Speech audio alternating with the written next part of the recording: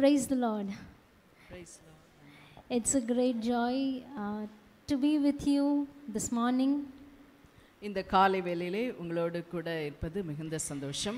It gives me a great delight when I see everybody in the church. உங்கள் ஒவ்வொருவரையும் பார்க்கும் பொழுது எனக்கு மிகுந்த மனமகிழ்ச்சியா இருக்கும். Every Sunday morning it is refreshing to be in God's presence and in all of your presence too. தேவனுடைய சமூகத்திலும் உங்கள் மத்தியிலும் ஒவ்வொரு ஞாயிற்றுக்கிழமை காலையிலும் வருவது மிகுந்த உற்சாகமாக இருக்கின்றது. We dearly miss if any of you all don't come to church. யாராவது ஒருத்தங்க சபைக்கு வராட்டா கூட உங்களை ரொம்ப ரொம்ப அதிகமாக நாங்கள் மிஸ் பண்ணுறோம். So I'm glad all the chairs are full and I can see a lot of aunties from Bangalore and from other places who are here. நிறைய நாட்களுக்கு பிறகு பெங்களூர்லேருந்து இன்னும் மற்ற டாக்டர் சரஸ்வதி அவங்க மாதிரி நிறைய பேர் இன்றைக்கு வந்திருக்கிறது ரொம்ப சந்தோஷம். ஜோதி வந்திருக்கிறாங்க சென்னையிலேருந்து. Praise the Lord. Amen. So we are here in the presence of God and we have been worshipping the Lord with all liberty and with a heart full of gratitude. நாம் மகிழ்ச்சி நிறைந்த உள்ளத்தோடு நன்றி நிறைந்த உள்ளத்தோடு ஆண்டவருடைய சமூகத்திலே வந்து அவரை ஆராதிப்பது எவ்வளவு பெரிய சந்தோஷம். And we know the power of prayer and praise. தேவனை ஆராதிப்பது அவரை துதிப்பது ஜெபிப்பது அது எத்தனை பெரிய வல்லமை உடையது. It's not just one act of coming and worshiping God, but it is something that we are breaking down the power of darkness. ஏதோ வந்தோம் போனோம் ஆராதித்தோம் அப்படி அல்ல. நாம் ஆண்டவருடைய சமூகத்திலிருந்து ஆராதிக்கும் பொழுது சத்துருடைய வல்லமையை உடைக்க பலனுள்ளவர்களாய் மாறிவிடுகின்றோம். We know the power of praise is not an ordinary act, but it is something that we are bringing down the walls of Jericho. ஆமென். நம்மளுடைய துதி ஏதோ சாதாரண ஒரு சத்தம் அல்ல, அது எரிகோ மதிலையும் விழச் செய்யும் சக்தி உடையது. I'm sure all of us who worship the Lord this morning in this place have seen the walls of Jericho breaking down. இன்று காலை வேளையிலே கர்த்தருடைய சமூகத்தில் வந்து அவரை துதித்து ஆராதித்த உங்களுடைய வாழ்க்கையிலும் எரிகோ மதில்கள் விழுவதை நீங்கள் கண்டிருப்பீர்கள். Amen. Amen. Now as we continue to be in His presence, we are just going to be in His presence to listen to what God wants to talk to you and to me. இந்த நேரத்திலும் கர்த்தர் நம்மோடு கூட என்ன பேச போகின்றார் என்பதை நாம் கவனமாய் கேட்போம். We are all ready. எல்லாரும் ஆயத்தமா இருக்கிறீர்களா? We are all with empty vessels waiting for God to fill us so that our vessels will overflow. Amen. நாம் வெறும் பாத்திரங்கள், ஆனால் தேவனுடைய ஆவியானவராலே நிரம்பி வழிய பண்ண போகின்ற அந்த பாத்திரமாக நாம் மாறிவிட போகின்றோம். As we open our spiritual eyes and our ears and waiting to hear what God is talking to us, let us turn to Colossians chapter 3 and verse 13. கொலோசியர் 3ஆம் அதிகாரம் 13ஆம் வசனத்தை நாம் வாசிப்போம். கொலோசியர் 3:13. It says, bear with each other and forgive one another. If any of you have a grievance against someone, forgive as the Lord forgave you. ஒருவரை ஒருவர் தாங்கி ஒருவர் பேரில் ஒருவருக்கு குறைபாடு உண்டானால் கிறிஸ்து உங்களுக்கு மன்னித்தது போல ஒருவருக்கு ஒருவர் மன்னியுங்கள். I see a huge word in this verse. இந்த வசனத்திலே மிக முக்கியமான ஒரு வார்த்தையை நாம் பார்க்கின்றோம். Something that we have very very often listened to. ஒருவேளை இந்த வார்த்தைக்கு நாம் அடிக்கடி நம் வார்த்தையை கேள்விப்பட்டிருப்போம். Something that we are really struggling with. அல்லது இதை செய்வதற்கு நாம் மிகுந்த போராட்டம் போராடிக் கொண்டிருப்போம். I see that word, that is the word forgiveness. அந்த வார்த்தை என்ன? மன்னிப்பு. Forgiveness. மன்னிப்பு. Is it an easy word? அது மிகுந்த எளிமையான ஒரு காரியமா? It is a very huge task that we carry with us. அது ஒருவேளை மிக கடினமான காரியமாக நமக்கு இருக்கலாம். Colossians chapter 3 verse 13 says, bear with each other and forgive one another if any of you have grievance against someone. கொலோசியர் 3:13 மிக அழகாக சொல்கின்றது, ஒருவரை ஒருவர் தாங்கி ஒருவர் பேரில் ஒருவருக்கு குறைபாடு உண்டானால் கிறிஸ்து உங்களுக்கு மன்னித்தது போல ஒருவருக்கு ஒருவர் மன்னியுங்கள் என்று. In Ephesians chapter 4 verse 32 it says, எபேசியர் 4ஆம் அதிகாரம் 32ஆம் வசனம் இவ்வாறு சொல்கின்றது. Again it says, be kind and compassionate to one another, forgiving each other, just as in Christ God forgave you. ஒருவருக்கொருவர் தயவாயும் மன உருக்கமாயும் இருந்து கிறிஸ்துவுக்குள் தேவன் உங்களுக்கு மன்னித்தது போல நீங்களும் ஒருவருக்கு ஒருவர் மன்னியுங்கள். If you are in a position thinking, why do I have to forgive? ஒருவேளை நீங்க யோசிக்கலாம், நான் ஏன் யாரையும் மன்னிக்கணும்? Why do we even have to talk about forgiveness this morning? ஏன் இந்த காலை வேளையில இந்த மன்னிப்பை குறித்து நான் பேச வேண்டும்? I believe the Holy Spirit is working in the midst of us. ஆமென். நிச்சயமாய் தெரியும், பரிசுத்த ஆவியானவர் நம்மோடு கூட இடைப்படுகின்றார். How many times do we forgive people? நாம் எத்தனை முறை மற்றவர்களை மன்னித்திருக்கின்றோம்? Should we just be like a buffalo skin person that we are not even affected? ஒருவேளை எருமத்தோல் மாதிரி நம்ம எதுக்கு யாரையும் மன்னிக்கணும் அப்படின்ற மாதிரி நம்ம இருக்கிறோமா? Are we even having that question that they have done so much against me, how can I even forget? I'm a human being. அல்லது நீங்க நினைக்கலாம், நானும் ஒரு மனுஷன் தானே, மனுஷி தானே, எனக்கு விரோதமா இவங்க எவ்வளோ காரியம் செய்திருக்கிறாங்க, இவங்கள நான் மன்னிக்கணுமா அப்படிங்க கேட்கலாம். The same question Peter had in Matthew chapter 18. மத்தேயு 18ஆம் அதிகாரத்திற்கு நான் வரும்பொழுது பேதுரு இதே போல ஒரு கேள்வியை இயேசுவை பார்த்து கேட்டார். Let's read verse 21.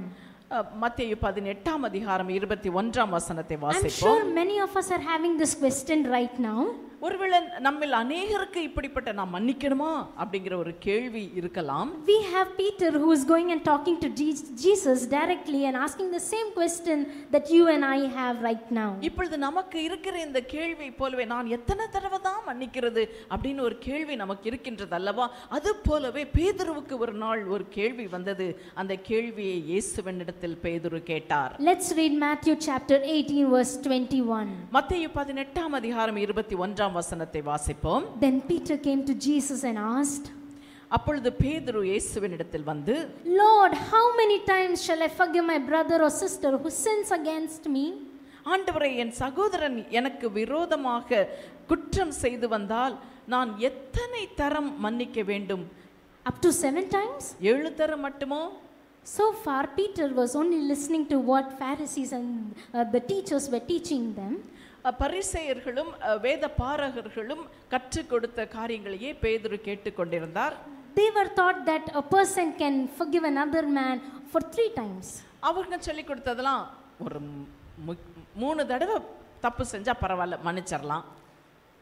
Forgiving one time is very difficult. ஒரு முறை மன்னிப்பதே ஒருவேளை கடினமா இருக்கலாம். But they kept to an extent, okay, 3 times you can forgive one man and after that you can do what has to be done. பரிசேயர்களான ரொம்ப தயாள மனசா 3 தடவை பரவாயில்ல போனா போது, 3 தடவை மன்னிச்சிருங்க, அதுக்கப்புறமா அவன் தப்பு செஞ்சா போட்டு தள்ளிருங்க. But our Peter is very thuru man. நமக்கு தெரியும் பீட்டர் எப்படிப்பட்ட ஆளுன்னு. He calculated and said 3 times illa, I will double it 6 times. 6 times is not a perfect number, 7 is a perfect number. பேதுரு நினைச்சாரு, இந்த பரிசேயர்களை மாதிரி நம்ம இருக்க வேண்டாம், ரொம்ப குறுகின மனசு, 3 தடவை மன்னிச்சா போதுன்னு நினைக்கிறாங்க. இல்ல 7ங்கிறது பூரணமான ஒரு நம்பர், அதனால 7 தடவை மன்னிச்சா போதுமா அப்படின்னு சொல்லி கேட்டார். So our student smart he came to Jesus and said, Jesus, 7 times can I forgive? ரொம்ப ஸ்மார்ட் ஸ்டூடெண்ட் மாதிரி வந்து, இயேசுவே நான் 7 தடவை மன்னிச்சா போதுமா அப்படின்னு கேட்டார். Jesus did not tell shabash, good boy, you got the right answer. இயேசுவனை பார்த்து ரொம்ப நல்ல கேள்வி கேட்டப்ப அப்படின்னு தட்டி கொடுக்கல. Jesus answered in verse 22. 22வது வசனத்திலே நாம் வாசிப்போம், இயேசு என்ன சொன்னார் என்று. Jesus answered, I tell you, not 7 times but 77 times. அதற்கு இயேசு 7 தரம் மாத்திரமல்ல, 70 தரம் மட்டும் என்று உனக்கு சொல்லுகிறேன். He is having an infinite number which he says you cannot count. It is like 70 and 7 times it's like 490 Don't times. ask me. Infinity. அது 70 தரம் என்பது எண்ண முடியாத தடவை. எத்தனை தடவை ஒரு மனுஷன் தப்பு செய்தாலும் அவனை நீ மன்னிச்சிரு, அதுதான் அர்த்தம். That is the answer Jesus gave Peter. அந்த பதில தான் பேதுருவுக்கு ஆண்டவராகிய இயேசு சொன்னார். The rabbinical teachings were telling that 3 times you can forgive a person. ரபிகள் சொல்லி கொடுத்ததெல்லாம் 3 தடவை தப்பு செஞ்சா பரவாயில்ல மன்னிச்சிரு. Peter thought no, 7 times will be the perfect number. பேதுரு இன்னும் கொஞ்சம் பெரிய மனசா 7 தடவை தப்பு செஞ்சா மன்னிச்சா போதுமா அப்படி கேட்டார். But Jesus says no, it is infinite times that you just have to keep forgiving. ஆனா இயேசு சொன்னார், எத்தனை தடவை தான் ஒரு மனுஷன் உனக்கு விரோதமா செய்தாலும் நீ மன்னிச்சுக்கிட்டே இரு அப்படின்னு சொல்லி கொடுத்தார். How many of us are like that? நம்மளால அப்படி முடியுமா? நம்ம எத்தனை பேருக்கு அது முடியும்? Even one smallest stare we get angry. நம்மளை பார்த்து யாரா முறைச்சிட்டா கூட நமக்கு எப்படி கோவம் வந்துருது. We cannot accept it. அதை நம்மளால தாங்கிக்கிட முடியலையே. We are hurt. ரொம்ப உடனே மனசு உடைஞ்சிரோமே. I respect all of your feelings. உங்க எல்லாருக்கும் நம்ம எல்லாருக்கும் அந்த உணர்வு இருக்கு. அதை நான் ஏற்றுக்கொள்கிறேன். 100% we are human beings. I'm sure that none of us are gods here. நிச்சயமாகவே நாம் எல்லாரும் மனிதர்கள் தான். நமக்கு கோபம் வரும், மன்னிக்க கடினமாக தான் இருக்கும். But this morning God wants to remind our Rehoboth church that we need to forgive completely, infinite times.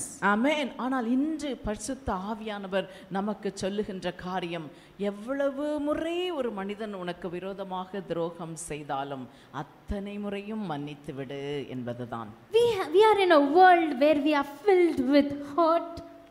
நம்ம வாழ்கின்ற இந்த உலகத்திலே நம்மை புண்படுத்துகிற மனிதர்களுக்கு மத்தியில் தான் நாம் வாழ்ந்து கொண்டிருக்கின்றோம். We have so much of people around us who can pinpoint us, who can hurt us, who can scratch our back, who can talk behind us, who can stab us. நாம் வாழ்ந்து கொண்ட இந்த உலகத்திலே மனிதருடைய வார்த்தைகள் நம்மளுடைய இருதயத்தை பிளக்கின்றதாக இருக்கின்றது. நம்மளுக்கு பின்பாக பேசி நம்மளுடைய முதுகிலே குத்துகின்ற அநேகரை நாம் பார்க்க முடிகின்றது. And we are struggling with that kind of bitterness within us. அப்பொழுது நமக்கு நேரிடுவது என்ன? நம்மளுடைய உள்ளம் கசப்பினால் நிறைந்து விடுகின்றது. Our hearts are filled with hurt and we want to take revenge against that person and help them also to get hurt because you are hurt. அப்படி நம்மளுடைய உள்ளம் கசப்பினால் நிறைந்து விட நம்ம என்ன நினைக்கிறோம்? எனக்கு விரோதமா பேசணும்ட்ட, எனக்கு விரோதமா செயல்பட்டவங்களை பழி வாங்காம நான் விட மாட்டேன் அப்படின்னு சொல்லி அப்படி கசப்பும் வெறுப்பும் நம்மளுடைய உள்ளத்தை நிறைத்து விடுகிறது. You know what? Why we don't hurt people? Why we don't forgive people? நம்ம ஏன் தெரியுமா மனுஷரை மன்னிக்க கஷ்டப்படுறோம்? Because that person has hurt you, you feel that because I will not, because if I don't forgive them, even they will get that same hurt. நம்ம மனுஷரை மன்னிக்கிறதுக்கு கஷ்டப்படுறோமே, அது ஏன் தெரியுமா? அவங்கள மன்னிச்சிட்டா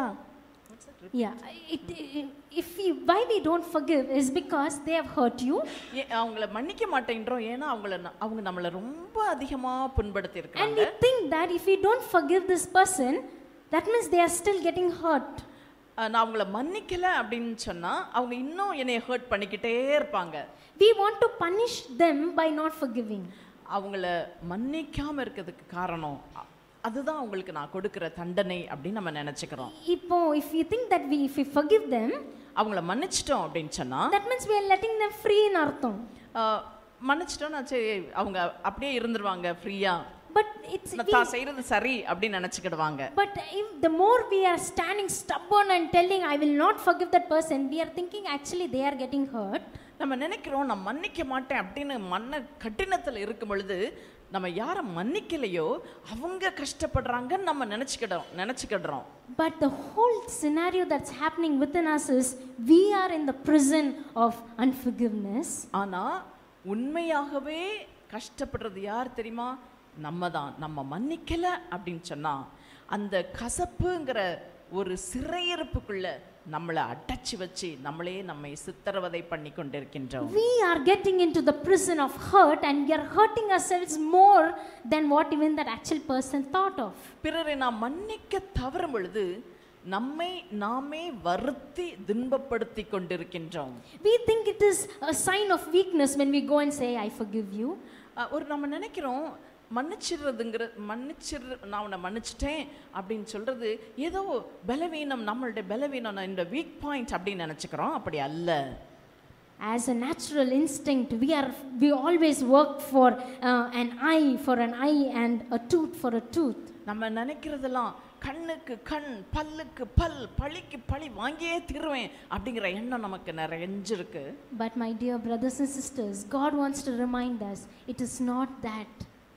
ஆனா ஆண்டவர் நமக்கு சொல்லுவது அப்படி அல்ல. God wants you to live in freedom and in dignity. நீங்கள் ஒவ்வொருவரும் விடுதலையோடும் சமாதானத்தோடும் வாழணும். அதுதான் ஆண்டவருடைய விருப்பம். God wants you to be free and stand in his presence and enjoy your life, what God has for you. Amen. ஆண்டவர் நம்ம ஒவ்வொருவரையும் மிகுந்த விடுதலையோடு அவருடைய சமூகத்திலே மிகுந்த சந்தோஷத்தோடு இருக்க வேண்டும் என்பதை விரும்புகின்றார். He wants you to live as an individual person, live life to the fullest. Amen. நம்மளுடைய ஜீவியம் மிகவும் சந்தோஷம் நிறைந்த ஒரு ஜீவியமா இருக்க வேண்டும் என்று சொல்லி enjoy the relationships we have.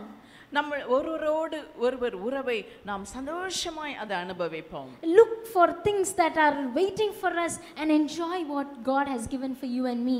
கர்த்தர் நமக்கு கொடுத்திருக்கின்ற நல்ல இந்த உறவுகளை ஆண்டவருக்காக நன்றி சொல்லி சந்தோஷமாய் இருப்போம். When we see in Matthew chapter 18 and there's a parable that Jesus talks about. மத்தேயு 18ஆம் அதிகாரத்தில் பார்க்கும் பொழுது ஆண்டவர் இந்த மன்னிப்பை குறித்து ஒரு உவமையை சொல்லுகிறதை நாம் அங்கு வாசிக்கின்றோம். Let's read verse 23. 23ஆம் வசனத்தை வாசிப்போம்.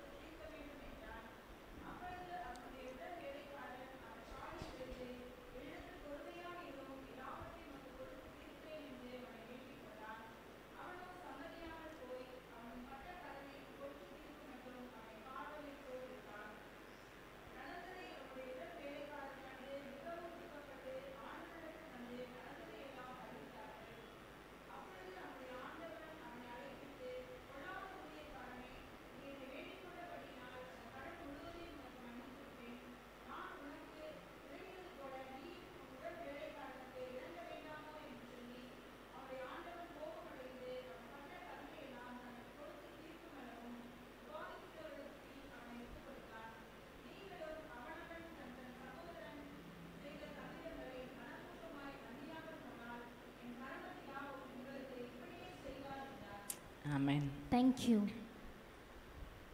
Here we see the whole parable of a man who is being forgiven but not forgiving another fellow being. இந்த கதையிலே நாம் பார்த்தோம் ஒரு மனுஷன் அவனுக்கு பெரிய கடன் மன்னிக்கப்பட்டது ஆனா அவனுக்கு இன்னொருவனை மன்னிக்க மனதில்லாமற் போயிற்று. Every time you are stuck and not able to forgive, always remember there is something that's happened that we were forgiven. நீங்கள் பிறரை மன்னிக்க முடியாமல் பரிதவிக்கும் பொழுது ஒன்றை ஞாபகப்படுத்திக் கொள்ளுங்கள், உங்களுக்காக மிகப்பெரிய கடனை ஒருவர் மன்னித்திருக்கிறார் என்று. We are same in this position of that man who had 10,000 talents of gold that he had to repay. இங்கே ஒரு மனுஷனை பார்க்கின்றோம். அவன் 10,000 தாலந்து கடன் பட்டிருந்தான். Millions of crores, so much of money he had to pay back. அந்த 10,000 தாலந்து என்பது பல கோடி ரூபாய்க்கு சமம். அது அவனுக்கு மன்னிக்கப்பட்டது.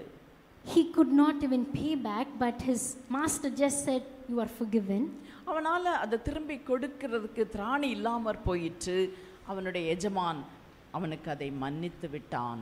And the same person, he could not forgive a man who had to just pay him 100 denarii, which is just little money. ஆனா இந்த பல கோடி ரூபாய் மன்னிப்பு பெற்ற இந்த மனிதன் இவனிடத்திலே ஒரு சில 100 ரூபாய் கடன்பட்ட ஒருவனை மன்னிக்க முடியாமல் போய்விட்டது அவனுக்கு. My dear brothers and sisters, if we are in a position where we are not able to forgive, you know what God is going to do in verse 32? ஒருவேளை அன்பான சகோதர சகோதரிகளை மன்னிக்க முடியாமல் பரிதவித்தால் இந்த வசனத்தை ஞாபகத்தில் வைத்துக் கொள்ளுங்கள். Then the master called the servant in. You wicked servant, he said, I cancel all the debt of yours because you begged to me. Shouldn't you have had mercy on your fellow servant just as I had on you? ஆமென். 32ஆம் வசனத்திலிருந்து வாசிப்போம். அப்பொழுது அவனுடைய ஆண்டவன் அவனை அழைப்பித்து, பொல்லாத ஊழியக்காரனே, நீ என்னை வேண்டிக் கொண்டபடியினால் அந்த கடன் முழுவதையும் உனக்கு மன்னித்து விட்டேன்.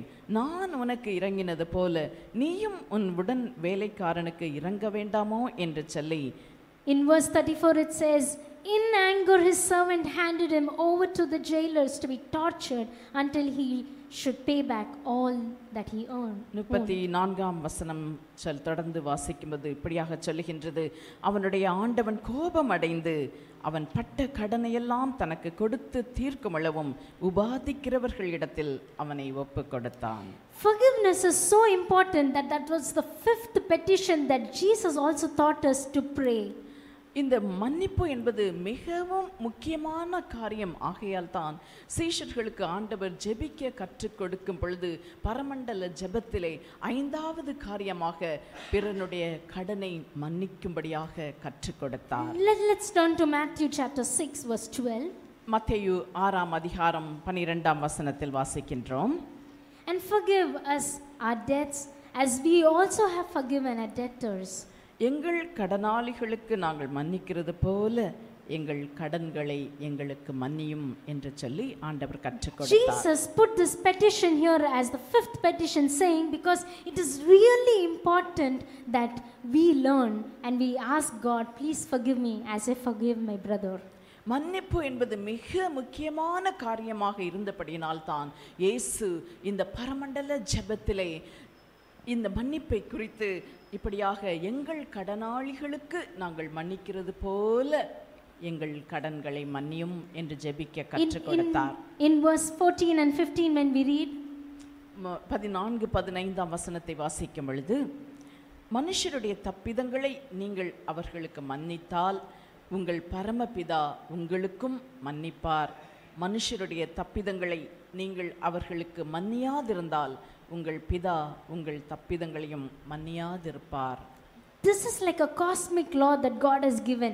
If you do not forgive your brethren, then it's very difficult for God also to forgive you. ஆண்டவர் திட்டவட்டமாய் சொல்லுகிற காரியம், நீ உன்னுடைய சகோதரனை மன்னிக்க தவறும் பொழுது நீ மன்னிப்பை எதிர்பார்க்காதே. Are you still stuck with that feeling of resentment and hurt and hatred? ஒருவேளை உங்களுடைய உள்ளம் கசப்பினாலும் வெறுப்பினாலும் வேதனையினாலும் நிறைந்திருக்கின்றதா? Are you not in a position where you can move forward and budge and forgive your brethren? ஒருவேளை உங்களை வேதனைப்படுத்தியவர்களிடத்திலே போய் சென்று நான் உங்களை மன்னிக்கிறேன், மன்னித்து விட்டேன் என்று சொல்லும் அளவு தாழ்மை நமக்கு இல்லையோ? Remember how Jesus Christ paid it all on the cross of Calvary and forgave all your sins completely. ஞாபகம் வைத்துக் கொள்ளுவோம், ஆண்டவராகிய இயேசு கிறிஸ்து சிலுவையிலே தன்னுடைய ஜீவனை கொடுத்து நமக்கு மன்னிப்பை பெற்று தந்தார். Jesus paid everything for us so that you and I can be set free. இயேசு நமக்காக மிக பெரிய ஒரு விலை கிரயம் செலுத்தினார். எதற்காக?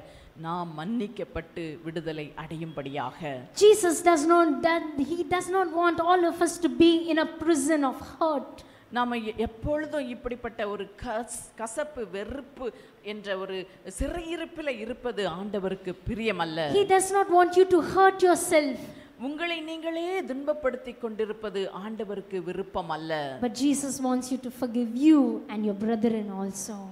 ஆண்டவர் உங்களை மன்னித்தது போல நீங்களும் உங்களுடைய சகோதர சகோதரிகளை மன்னிக்க வேண்டும் என்று ஆண்டவர் விரும்புகின்றார். We see the cross of Calvary shows how Jesus did that for us.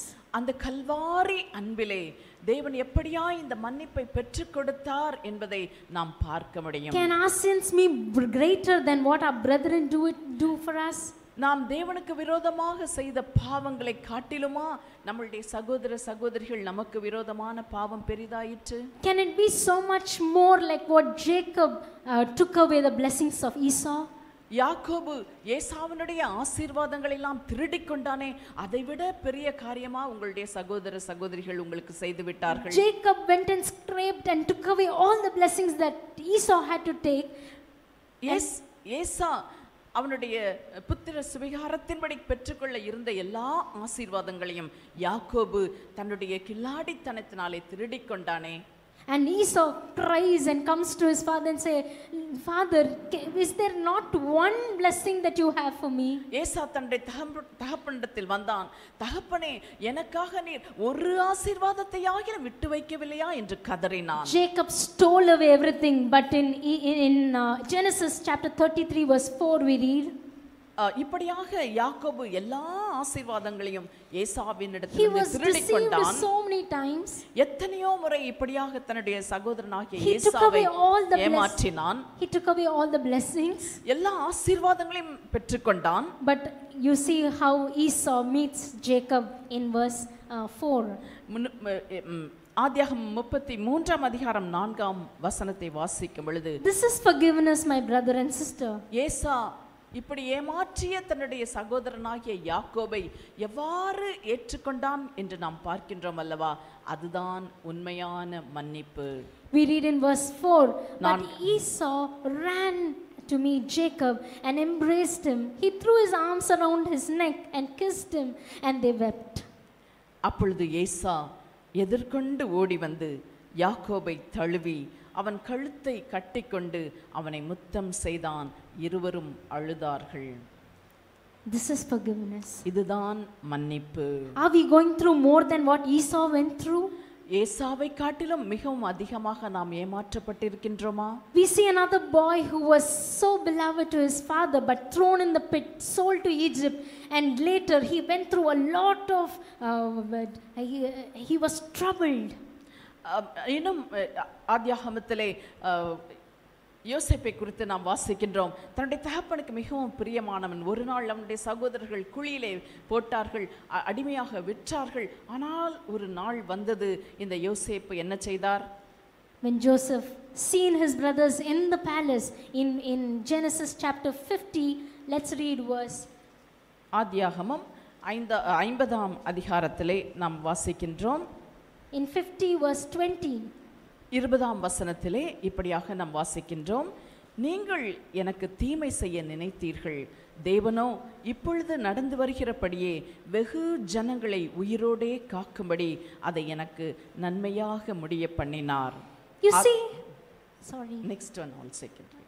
yeah, read. ஆதலால் பயப்படாதிருங்கள் அப்படின்னு சொல்லி ஆறுதல் படுத்துகின்றார் தன்னுடைய சகோதரர்களை. You see, Joseph was in a position where he could do anything for his brothers, but his whole attitude towards the brothers changed. யோசேப்பு அன்றைக்கு இருந்த நிலைமை எப்படி தெரியுமா? அவன் நினைத்தா தன்னுடைய தனக்கு தீங்கு விளைத்த இந்த சகோதரர்களுக்கு என்ன வேணாலும் செய்திருக்கலாம், அவ்வளவு பவர் அவனுக்கு இருந்தது. ஆனால் அவன் தன் சகோதரரை மன்னித்தான். Joseph, at that minute, he would have got, his blood would have been boiling and he would have wanted to do anything to his brothers. ஒருவேளை அந்த நேரத்துல யோசேப்பு நினைச்சிருந்திருக்கலாம், இதுதான் தக்க சமயம், என்னை கொண்டு குழியில போட்டு அடிமையா விட்டு எப்படி பாடுபடுத்தின இந்த சகோதரர்களுக்கு பழி வாங்கக்கூடிய ஒரு நேரத்தை ஆண்டவரை எனக்கு தந்துட்டாரு, அப்படி பொங்கி எழுந்திருக்கலாம். I am a man of visions and God has a greater plan for me, and how can I be here in this pit right now?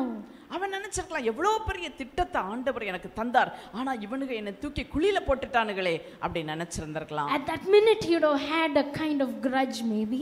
ஒருவேளை அவன் குழியில இருந்திருக்கும் பொழுது அப்படிப்பட்ட ஒரு எண்ணம் அவனுக்கு வந்திருக்கலாம். But later in chapter 50, when he knew, when he calculated God's plan, he said everything worked for the better. Amen.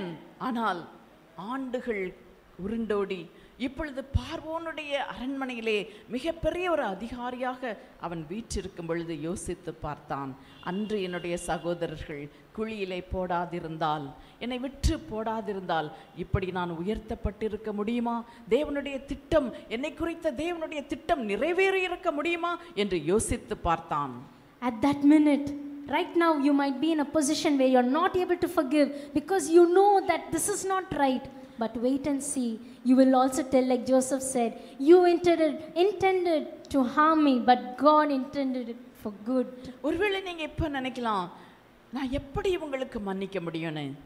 ஆனா ஒரு நாள் வரும், இந்த யோசேப்பை போல நீங்கள் சொல்லக்கூடிய ஒரு நாள் வரும். ஆகவே மன்னிக்க கற்றுக்கொள்வோம். Please remind yourself, write it down, keep it on your cupboards, keep it on your kitchen walls and say, you intended harm, but it is for good.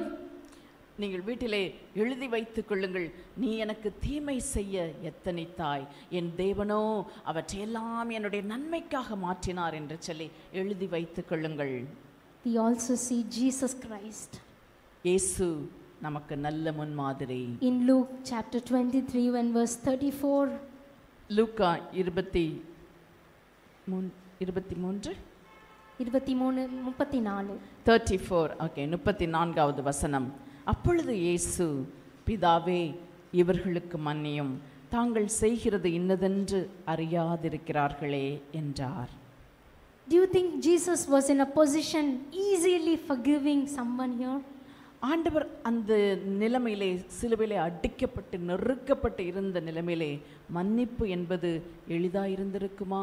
You can tell me, aha, Esau can forgive, okay, சின்ன problem, later he was blessed, so he forgot. ஒருவேளை நீங்க இயேசு அவருக்கு இது லேசா இருந்திருக்கும், அதனால ஈசா. ஓ ஈசா, okay okay okay. ஏசாவை குறித்து நீங்க நினைச்சிருக்கலாம், ஓகே அவன் எப்படியா பின்னாடி ஆசீர்வதிக்கப்பட்டுட்டான், அதனால தன் சகோதரனை மன்னித்தான், அது ஓகே அப்படின்னு நினைக்கலாம். Joseph also maybe he was struggling little, but okay, he also went through that. யோசேப்பை குறித்து பார்க்கும் பொழுதும் அவனும் அப்படிதான், பின்னாடி அவன் ஆசீர்வதிக்கப்பட்டான், அதனால தன் சகோதரனை மன்னித்துட்டான், எளிதான காரியம் தான் அப்படி யோசிக்கலாம். Jesus எதுக்கு? Why do we have to have Jesus as an example here? ஆனா பாருங்க, இங்க இயேசு நமக்கு ஒரு முன்மாதிரியாக இருக்கின்றாரே. He is God, he can forgive anybody. ஈஸியா சொல்லிருப்பாரு, Lord forgive them for they do not know what they do.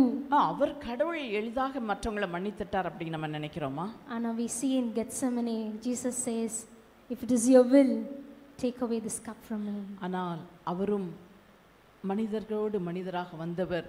Gethsemane தோட்டத்திலே, ஆண்டவரே பிதாவே இந்த பாத்திரம் என்னை விட்டு நீங்க கூடுமானால் நீங்கட்டும் அப்படின்னு சொல்லி ஜெபம் பண்ணார். On the cross Jesus cried, my God, why have you forsaken me? ஆண்டவர் சிலுவையில் தொங்கும் பொழுதும், என் தேவனே ஏன் என்னை கைவிட்டீர் என்று கதறவில்லையா? Jesus was going through the feeling of bitterness and hurt and the grudge in his heart probably. ஆண்டவராகிய இயேசு தன்னுடைய நண்பர்களாலே, நெருங்கினவர்களாலே கைவிடப்பட்ட அந்த ஒரு உணர்வை, தனிமையை அதிகமாய் சிலுவையிலே உணர்ந்தார். Though he was going through all of those mixed feelings of getting away from that cross, but again he says, Lord, forgive them, for they do not know what they do. அவருக்கு வேதனை இருந்தது, தனிமை வாட்டியது, ஏன் எனக்கு இப்படி நடந்தது, ஏன் என் தேவன் என்னை கைவிட்டார் என்ற கேள்விகளும் இருந்தது. அவற்றிற்கு மத்தியில் தான் ஆண்டவர் சொன்னார், பிதாவே இவர்களுக்கு மன்னியும் என்று. Amen. The Holy Spirit is talking to everybody. இப்பொழுது பரிசுத்த ஆவியானவர் நம் ஒவ்வொருவரோடும் கூட பேசிக் கொண்டிருக்கின்றார். Do not neglect what the Holy Spirit is telling you. பரிசுத்த ஆவியானவர் உங்களோடு பேசுகின்ற வார்த்தைகளை நீங்கள் அற்பமாக எண்ண வேண்டாம். This is the commandment that God has given us, that we need to forgive the others. மற்றவர்களை மன்னிக்க வேண்டும் என்பது கர்த்தர் நமக்கு கொடுத்த கட்டளை. Don't postpone this act of forgiving others. பிறரை மன்னிப்பதை இன்னும் நீங்கள் தள்ளி போட வேண்டாம். Let's close our eyes in prayer. நாம் கண்களை மூடி ஜெபம் செய்வோம். Let's ask God, I want to be forgiven. ஆண்டவரே, எனக்கு மன்னிப்பு தேவை. I want you to forgive me, Lord. என்னை நீர் மன்னிக்க வேண்டும் என்று நான் விரும்புகின்றேன். I want you to forgive me, Lord. நீர் என்னை மன்னிக்க வேண்டும் என்று நான் விரும்புகின்றேன். Lord, help me to forgive others. அதை போலவே பிறரையும் நான் மன்னிக்க எனக்கு கிருபை தாரும். Let's ask God. ஆண்டவரிடத்திலே சற்று நேரம் அப்படியாக நாம் கேட்போம்.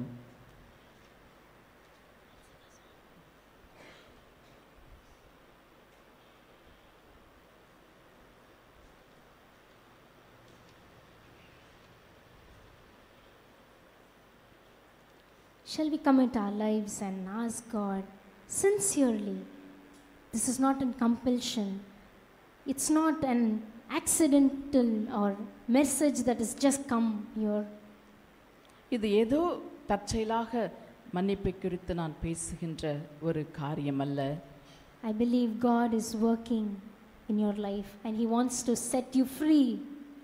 பரிசுத்த ஆவியானவர் கசப்பிலிருந்து உங்களை விடுதலையாக்க விரும்புகின்றபடியினாலே இன்று உங்களோடு கூட நம்மோடு கூட திட்டவட்டமாய் பேசிக் கொண்டிருக்கின்றார். And even as I sing this song, I want you to look at the words. I want you to meditate. I want you to find out who are the people that you need to forgive.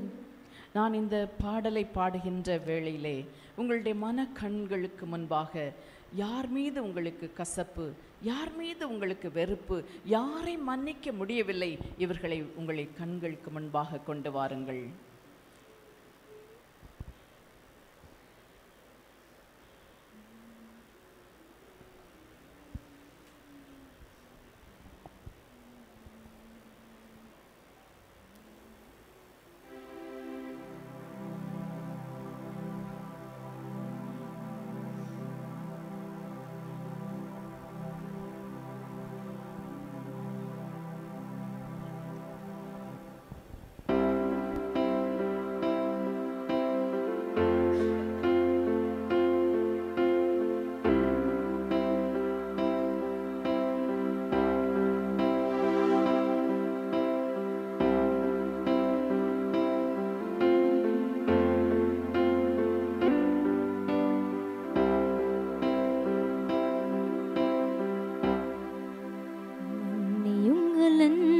சொன்னவரே மன்னிக்கும் இதயம் தாரும், மன்னியுங்கள் என்று சொன்னவரே மன்னிக்கும் இதயம் தாரும், மன்னிக்கும் இதயம் தாரும், மன்னிக்கும் இதயம் தாரும், மன்னிக்கும் இதயம் தாரும், மன்னிக்கும் இதயம் தாரும். சிலுவையின் அன்பை ஊற்றுமையா, மன்னிக்கும் உள்ளத்தை தாருமையா. சிலுவையின் அன்பை ஊற்றுமையா, மன்னிக்கும் உள்ளத்தை தாருமையா. எது தவறை வெறுத்தவரை மன்னிக்கிறேன், எதிர்த்தவரை மன்னிக்கிறேன், வெறுத்தவரை மன்னிக்கிறேன். மன்னியுங்கள் என்று சொன்னவரே மன்னிப்பு இதயம் தாரும், மன்னியுங்கள் என்று சொன்னவரே மன்னிக்கும் இதயம் தாரும். துன்பங்கள் தந்தோரை மன்னிக்கிறேன், துரோகங்கள் செய்தோரை மன்னிக்கிறேன். துன்பங்கள் தந்தோரை மன்னிக்கிறேன், துரோகங்கள் செய்தோரை மன்னிக்கிறேன். சபித்தோரை நேசிக்கிறேன், சத்துருவை நேசிக்கிறேன். சபித்தோரை நேசிக்கிறேன், சத்துருவை நேசிக்கிறேன். மன்னியுங்கள் என்று சொன்னவரே மன்னிக்கும் இதயம் தாரும், மன்னியுங்கள் என்று சொன்னவரே மன்னிக்கும் இதயம் தாரும், மன்னிக்கும் இதயம் தாரும், மன்னிக்கும் இதயம் தாரும், மன்னிக்கும் இதயம் தாரும், மன்னிக்கும் இதயம் தாரும்.